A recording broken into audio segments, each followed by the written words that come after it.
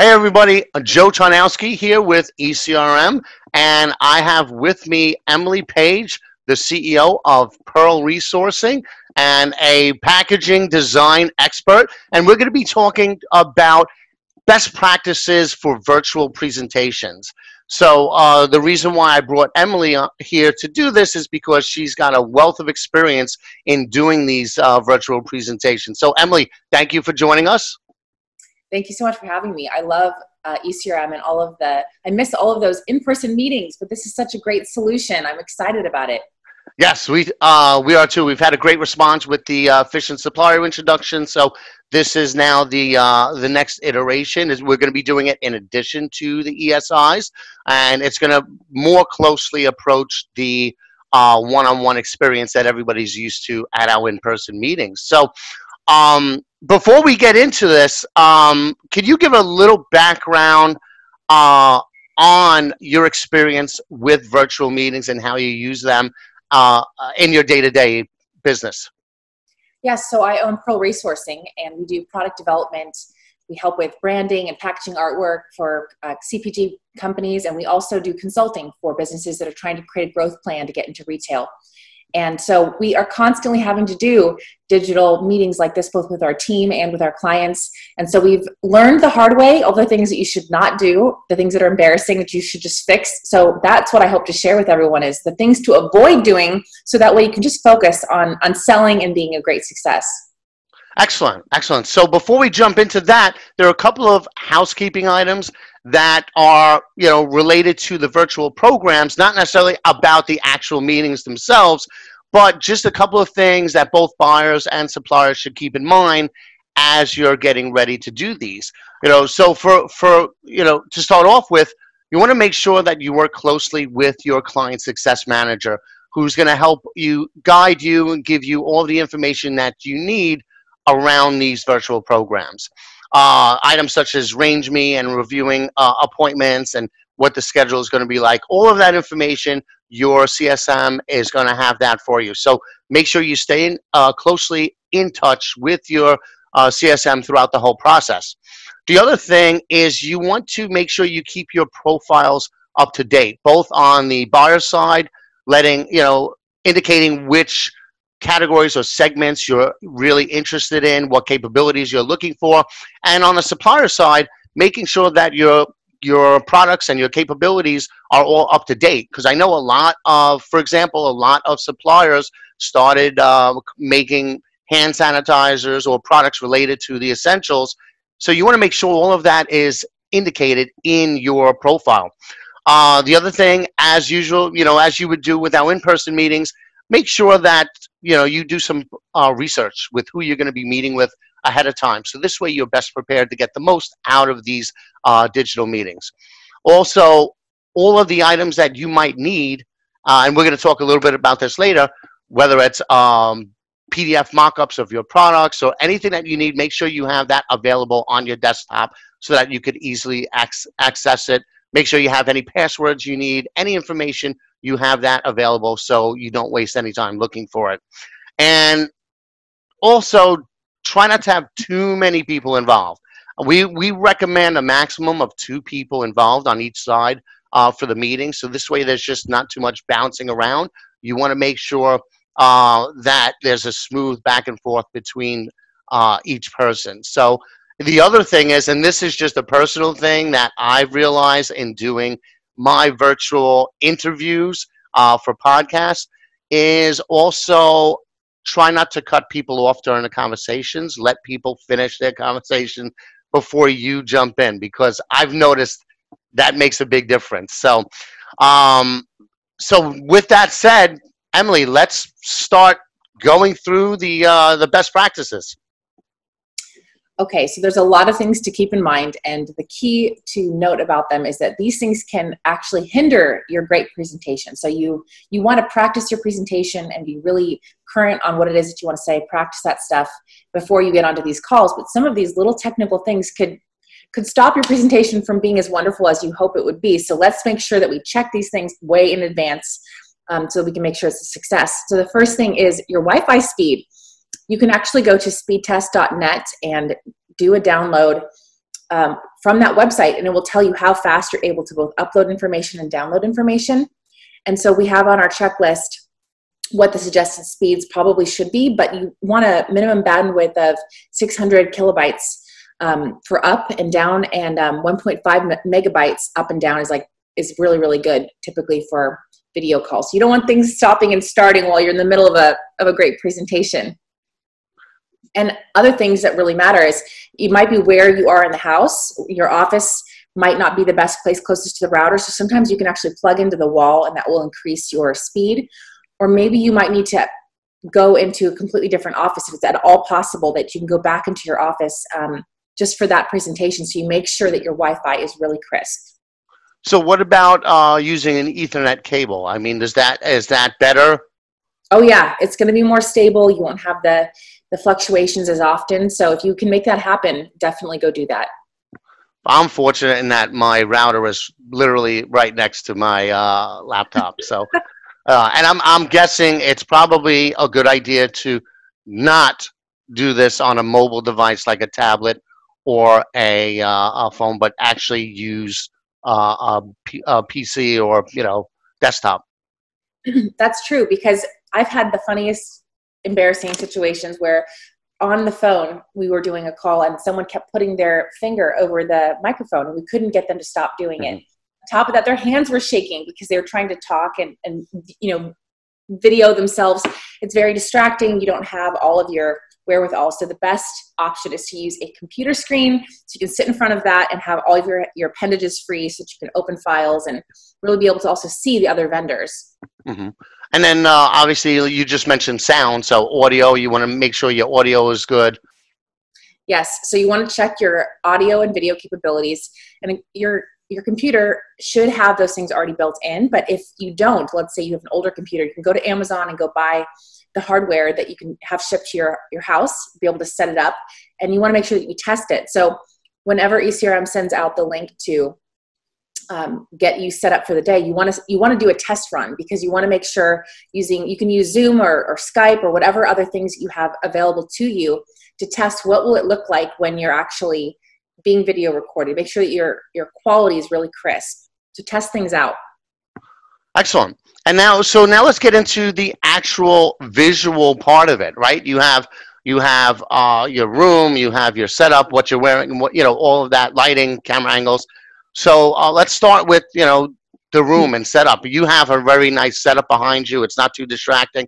Talk a little bit about the visual elements behind these meetings.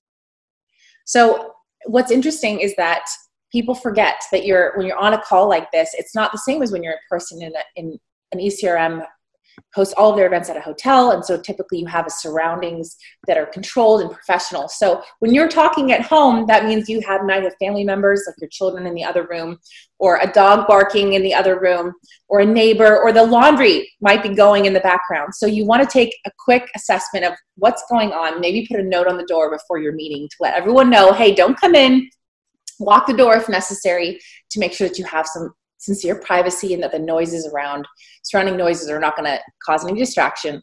And you want to be sure that your background is clean and simple. I've seen meetings happen where people are filming in a really dark corner and it looks like they're in a cave. Or I've seen people have messy desks behind them with lots of papers. So you want to be sure you clean everything up and that you make a simple background. And so Joe is right now, if you can view him, he has a white background with a black t-shirt. I have a light shirt with a darker background, and that creates the optimal pop so that you really stand out personally on that video. That's a quick thing you can control. And then of course we roll right into the clothing choices, and you just want to be sure that you are aware of what parts of your clothing are visible.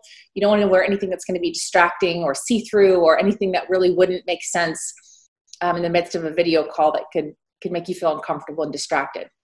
See, I have the benefit of having my own physical backdrop here, and the fact that I only wear black t-shirts anyway. So it's kind of, just by chance it works out.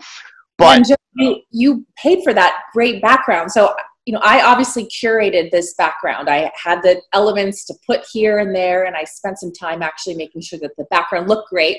But if you don't have time for that, or if your space maybe is not going to look professional because you've never had to work from home, you can go buy one of those backdrops and it looks really professional. Joe's got his logo back there, and it makes it simple. You don't have to worry about cleaning anything up. It does help. It does help. And I prefer using this. I know some systems let you use a virtual background, but, you know, there's too much. I move my hands too much, and, you know, there's too many gaps in that. So having a physical one actually works better for me. The other thing is also, even if your room, you know, your background in the physical space is nice and neat, if you have really cool knickknacks, right, you know, that could be a bad thing in a meeting, because people may be looking to try and figure out, hey, what's that cool statue you got or whatever. So I see your background. It's really neat. It's really simple, but there's nothing that would like overly attract my attention away from you. Yeah, photos of family members is a great example of something that people just really want to go look and see what that is. So it's very distracting. But another interesting thing about the room is the lighting, because you want to make sure that you're bright and that your face is well lit. So you actually need to practice these calls and move some of the lights around. You might need to take room lights from other rooms, bring them in here to make sure that you're well lit, and that you're not in direct light. If you're in direct sunlight, you might be washed out. If you're in direct shadow, you're going to look like a shadowy character. And we innately don't trust people who we can't completely see. So you want to be well lit so people can see your smiling faces. Worst case scenario, you can go out and buy something like a ring light, or a light that is can attach to your desk, that will help you to illuminate your face and make sure that you look like a smiley, bright person, leaving a good impression. In fact, I just bought one of those ring lights based on Emily's recommendation, which I haven't gotten yet. But right now I just have an LED lamp, which kind of, if I, you know, sometimes it'll put a shine on my glasses, and, you know, it's a little uneven because it's just like a strip of LED lights. So, but yeah, the lighting does make a big difference. And remember, you want them to focus on you and what you're presenting. You don't want them to focus on what's behind you or anything else that's going on.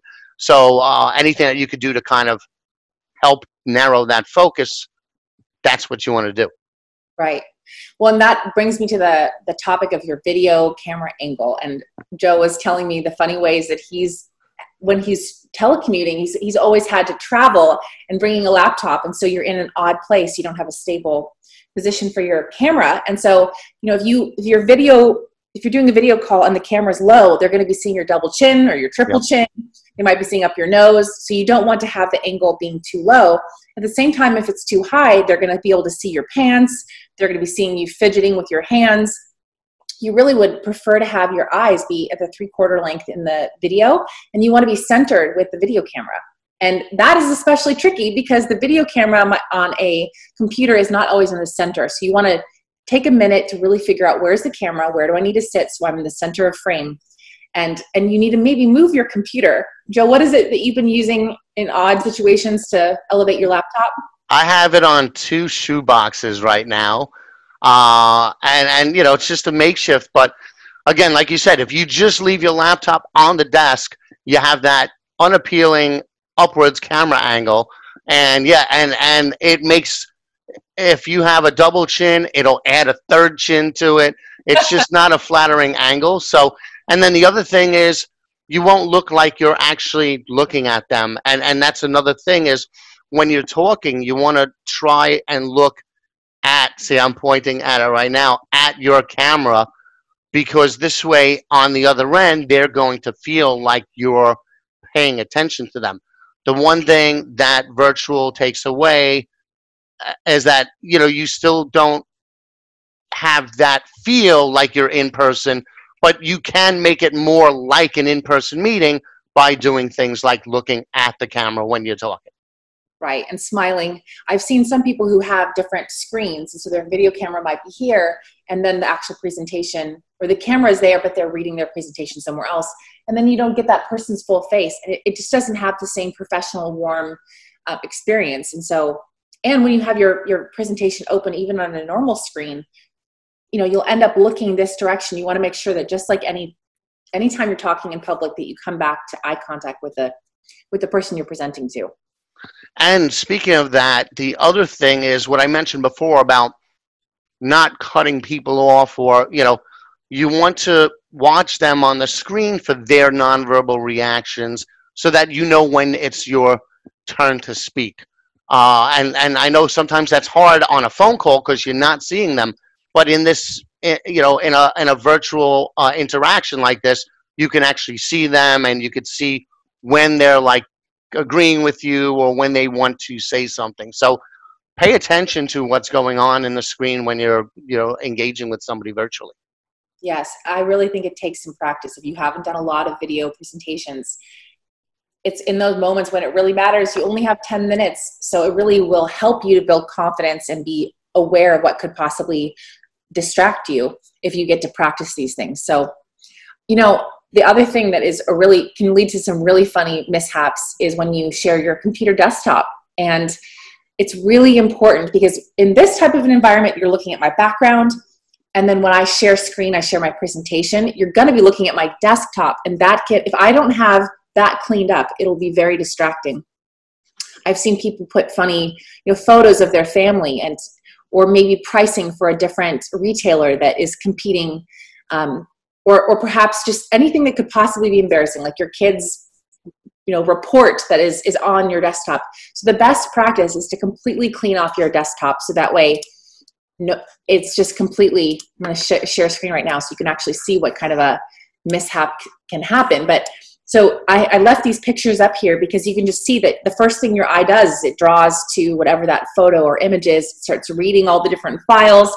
So the smartest thing to do is to collect all of these things and to put them into a hard drive off your desktop, and only have on your desktop the files that you want to open.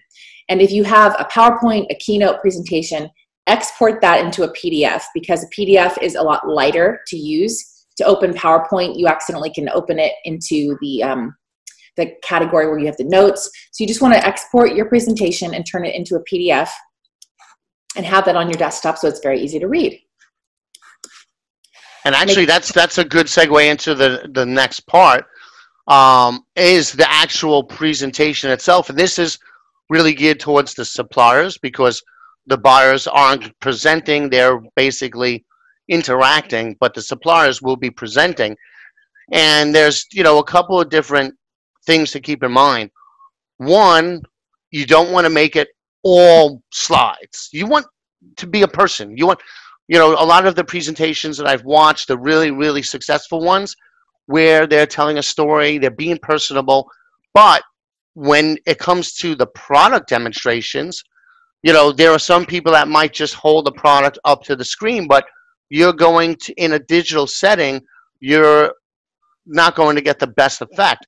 So what Emily's going to talk about now is different ways that you can leverage 3D mock-ups to kind of present your products when it gets to that point in the best light. Yes. So you can imagine that this is an example right here. I have some essential oils. If I hold this up, you can't begin to read the label. It's shaky. It doesn't even look very professional. So it's okay to have the product to show it that you have it in your hand, but you really want to make sure that your presentation has something like either 3-dimensional mock-ups that have a clean white background or professional photography. So if you don't yet have that, I do think it's worthwhile investing, because now more than ever, people are going to be looking at your presentation. In a normal in-person meeting, buyers can scan the room, they can hold the product in their hand, and it's a different experience. In fact, in past ECRM in-person meetings I've been in, buyers didn't even look at the flyers that we had. They might have grabbed it and glanced at it, but really it was about conversing face-to-face and putting items into their hand for them to get the experience. In this environment, it's got to be done digitally. So you need to show and demonstrate professional products. You need to show what that product would look like on shelf, and really use this as a tool to communicate to your buyers.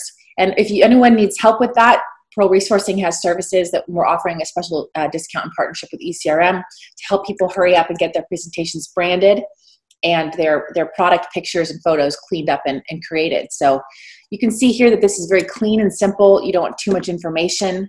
And you also want to be sure that everything has in terms of professionalism, it's important that branding is consistent. So if you have a design team, make sure that if you're crafting the sales element, send it quickly to your branding team to make sure that they do a once over so that the fonts are all united and unified with the brand theme, the colors.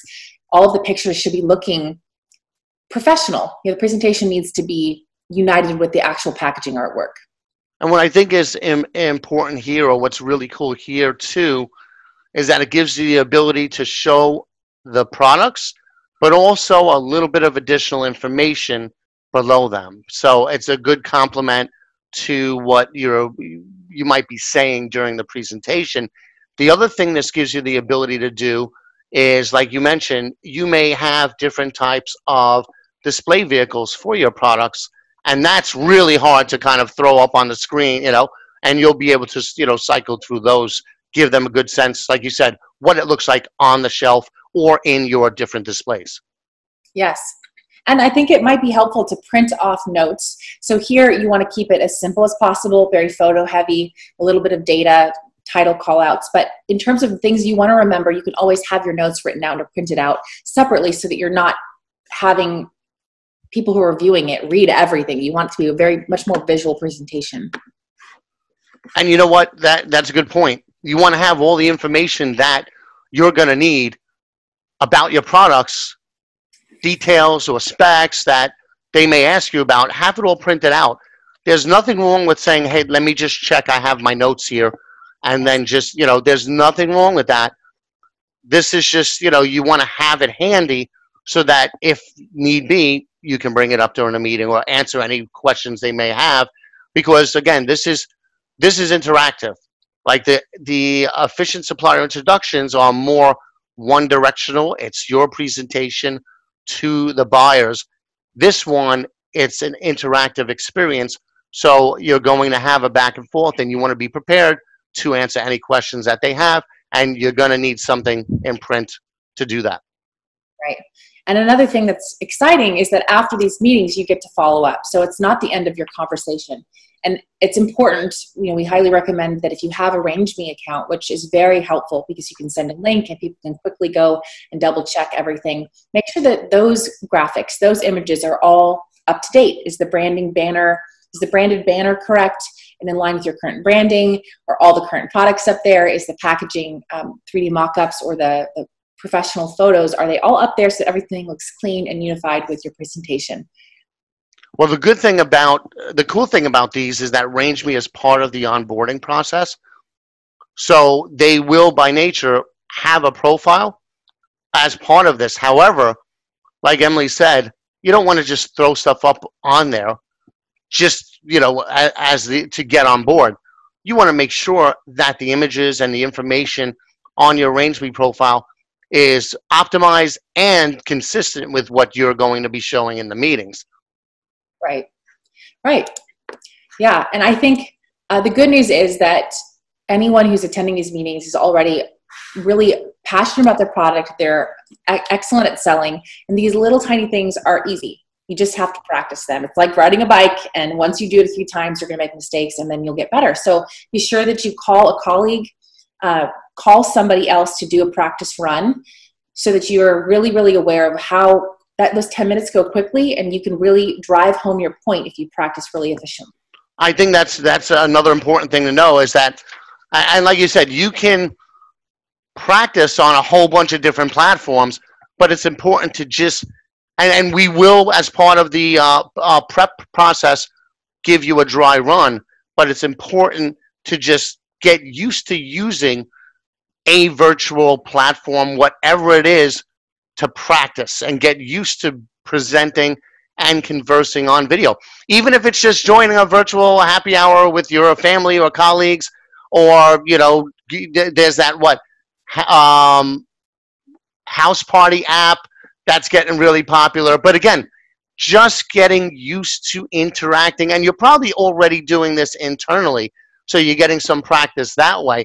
But just get yourself acclimated to work, talking and interacting on video platforms, so that when you get to these meetings, it's not such a unusual experience for you. And there are different things that you're going to see that you're going to want to adjust. There was, like, on our first video, I think I was a little bit low, like down, So I started, every time I do one, there were things that I try and fix. So the more experience you have, the better you are at doing it. No, it's true. It's true. The funniest things happen. And, I've done calls like this where I had my email open and I had it minimized. So I wasn't planning to share it, but I accidentally clicked it open. And so it showed everyone, people were reading the subject headings of my emails, or when emails were coming in, it was creating a ding. It's a small little thing that you forget. And anything that goes wrong, you should reassure you that it's going to be okay. It's going to be okay. We just want you to feel like you have the most success as possible. So just be sure that you close through everything. Take maybe even 10 minutes, maybe even half an hour before your call to be sure that everything is really in place and you're prepared. And excellent. Yeah. Yep. So, all right. So just to wrap up in summary, so you want to make sure you check your Wi-Fi speeds, make sure everything technical is going to be there and ready. You want to make sure that your room is decluttered and simple. Make sure what you're wearing doesn't attract too much attention or conflict with anything in the room. Lighting, you want to have good lighting that lights up everything, your whole face. You want to have a camera angle. I'm sorry? Clean up your desktop. Make sure that that's all. Yep. Camera angle, you want to have it straight facing you, or maybe a little bit high, but definitely not too low. What did I miss? I think that's pretty much everything. The mock-ups. Yeah, have mock-ups of your products, and also be sure to let everyone in the house know that you're about to be in a big sales presentation, so that they be quiet. Don't start the laundry. Don't turn on the shower. Don't come into the room and bother me about anything. Great. And then what Emily's also putting together a bulleted checklist in a PDF format that we're going to share the link with you as well. Make sure you download that and look at it and actually check everything off just before you go. Make sure you've paid attention to every one of those things. So this way it's all done. You don't have to worry about it during the live meeting. Yep. I hope it helps. Excellent. So anything else? Any other takeaways that we missed or that I missed? No, just that I think that ECRM is a great opportunity for people to meet with buyers. And so when you're really a great salesperson, you're able to communicate the value of your product. And so everyone is going to do a great job, and I'm wishing you great luck. Excellent. So thank you, Emily, for all your help on this. And if anybody needs to reach out to her, it's emily@pearlresourcing.net. And the website's the same thing, pearlresourcing.net. Again, thank you for joining us, and thanks for all your help on this. Thanks so much, Joe.